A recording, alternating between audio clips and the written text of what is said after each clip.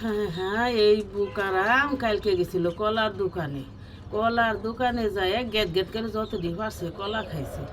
কলা খাওয়ার পরে এখনো দেখছে ওর পকেটে টাকা নাই।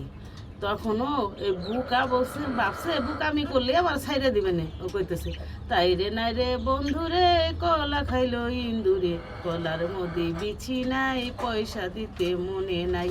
ও যে পয়সা আনে নাই, কয় পয়সা দিতে মনে নাই কইয়াও পিছন করে আসতেছে গান গাইতে গাইতে। বেটা তো দাম করে দৌড়া ফেলাইছে।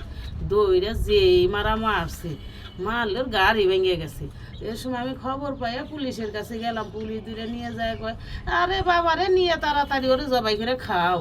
ওই কি আমার সহ্য হয় জানে, নিয়ে আইছি তাড়াতাড়ি বাড়ি নিয়ে আইলি পরে পানি ফুনি ডাললাম, 4টে ইনসুলিন দিলাম, পায়ের মধ্যে দিলি ভরে একটু ঠিক হইলো।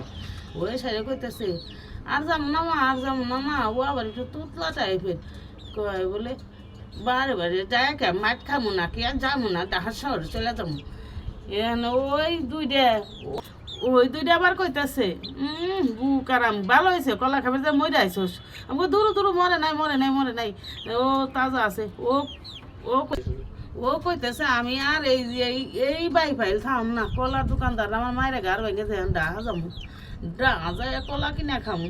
তো এখন ওই দুইটা আবার কইতেছে যা আল্লাহর ব্যাকল যা। হ্যাঁ, তুই অদম দে আমরা উত্তম হব না, আমরা কলাও খাবো না মায়েরও খাবো না, যা তুই ডাকা যায় কলা কিনা খাই।